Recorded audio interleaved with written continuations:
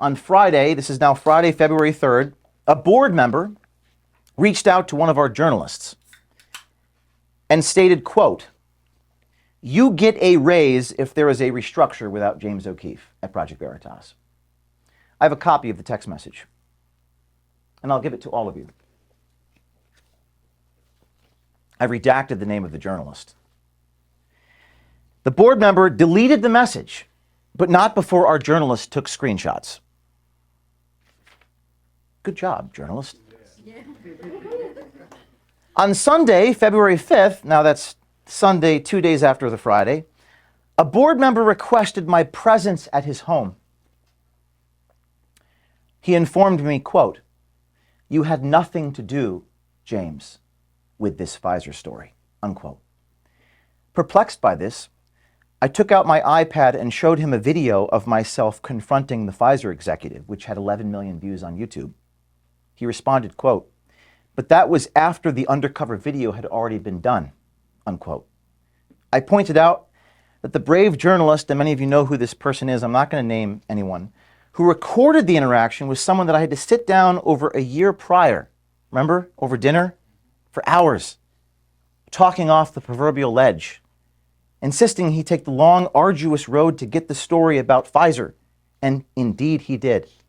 The board member, responding to me saying that, said he did not know that, and admitted that another board member was persuading him to the contrary. A fundraising staffer relayed, quote, "Concerns about my behaviors regarding videos where I, quote, literally chased a Twitter executive around New York." Every board member previously communicated their love of that video, but none pushed back in that moment when the staffer criticized it. Why? The attacks were so severe against me personally in that boardroom, and again, this is all video recorded, and I suggest that you ask for that. I will not provide that to you. The attacks were so severe that one board member asked, quote, "Is there anything James O'Keefe is good at?" After the 6 hours, I was asked what I had to say for myself. I was given about 10 seconds to respond, and then I was dismissed. So I went off the grid as requested. Went hiking with Kennedy in the mountains.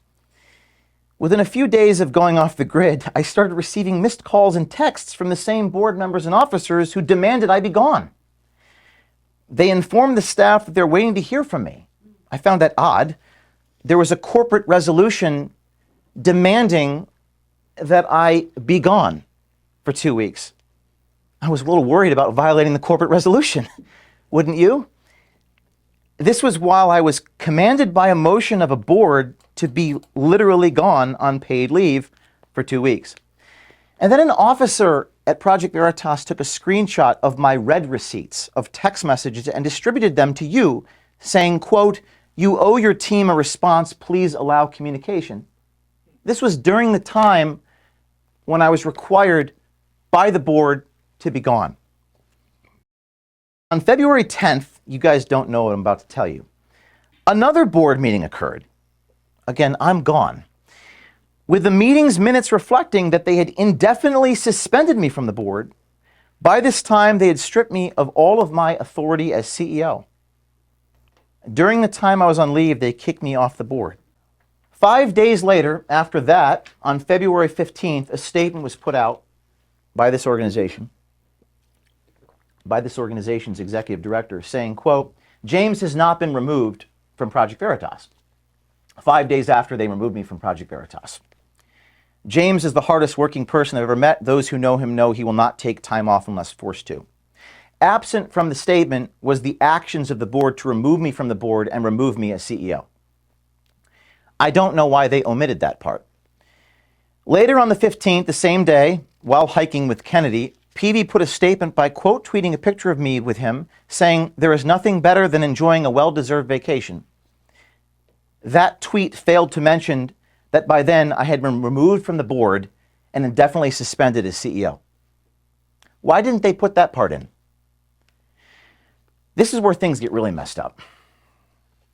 A few days later, an officer sent an email to the board with bizarre hyperbole and innuendo about certain expenses related to our business needs.